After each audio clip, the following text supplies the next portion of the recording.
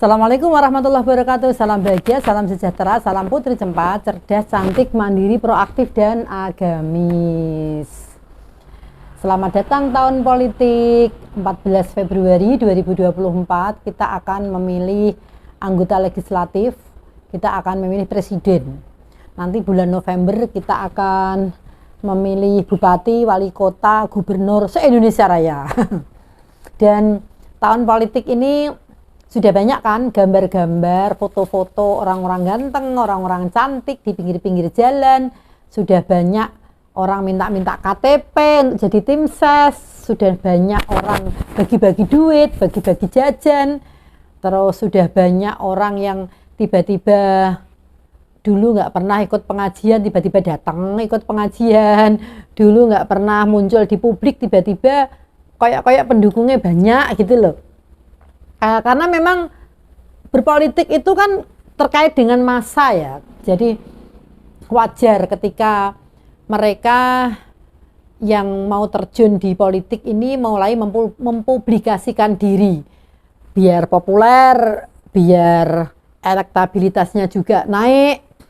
Mereka mencoba untuk menarik peminat, menarik masyarakat untuk memilih dia, mempercayakan suaranya kepada dia supaya menjadi anggota legislatif. Untuk itu masyarakat harus pintar, jangan pilih kucing dalam karung, buka tilii kucingnya. Matane piye, coklat atau merah, terus kemudian kucing garong apa kucingnya anteng, kan begitu. Kita harus selektif memilih pemimpin supaya nanti ke depan kita tidak menyesal ketika yang kita pilih menjadi anggota dewan. Kita pun akan bisa mengawal, bisa akan mendampingi, dan bisa merasa bangga. Ternyata anggota dewan yang tak pilih kemarin benar-benar amanah loh. Desaku dibangun, konco-koncoku dibantu. Banyak masyarakat itu merasa bahwa kinerjanya itu bagus. Kita sebagai pemilih juga akan ikut bangga. Nah, sebetulnya politik itu apa sih? Beberapa senior dalam dunia politik menyampaikan, kalau kamu sudah terjun politik, berarti kamu harus siap ndaki, siap licik, siap picik. Jadi kalau kamu belum bisa ndaki, belum bisa licik, berpikirmu belum picik, jangan pernah terjun ke politik. Jadi apakah harus seperti itu? Tidak juga sih sebetulnya.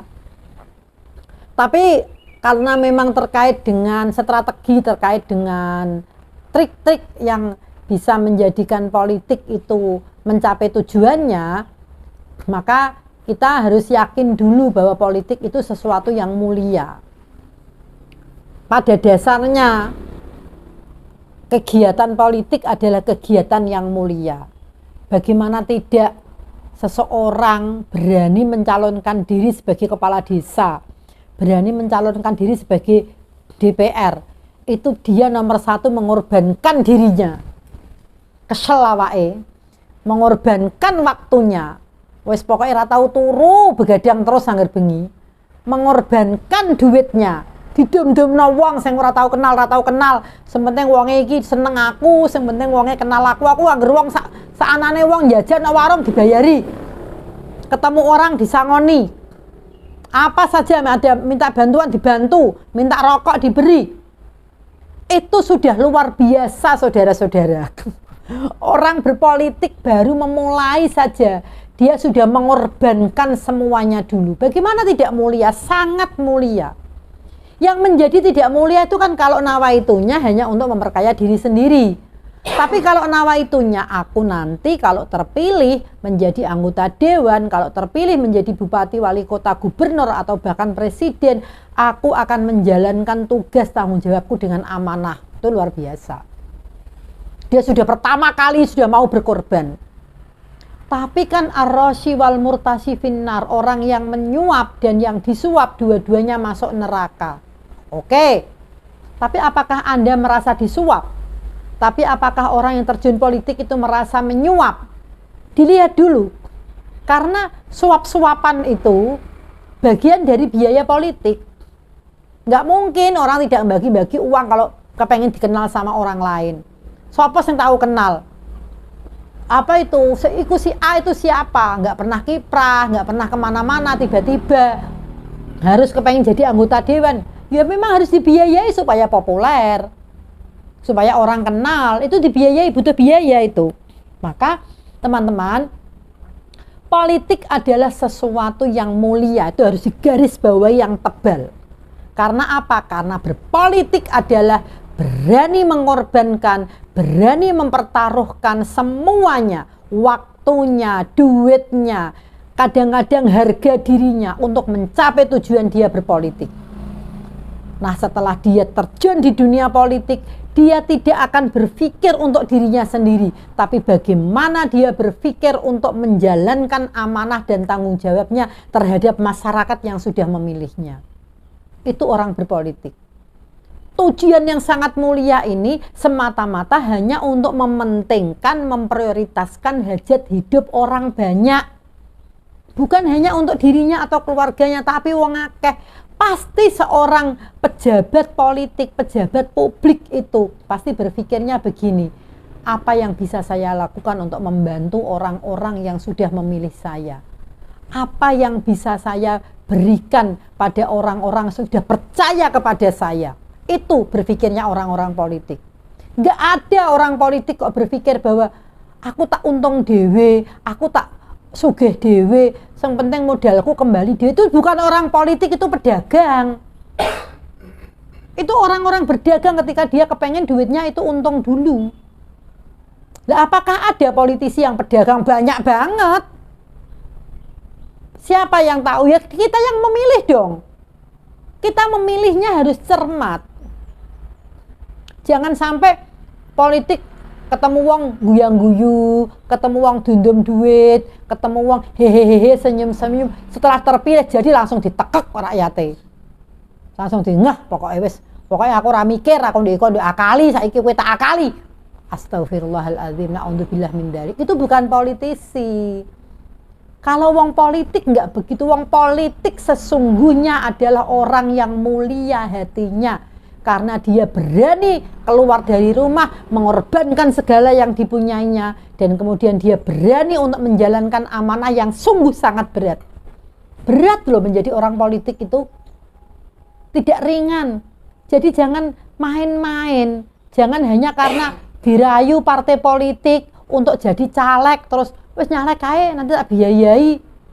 Bukan soal itu. Bukan soal panjenengan itu nanti jadi dan tidak jadi, tapi soal panjenengan siap dan tidak siap untuk menjalankan roda perpolitikan, baik di dunia maupun di akhirat, dimintai pertanggungjawaban.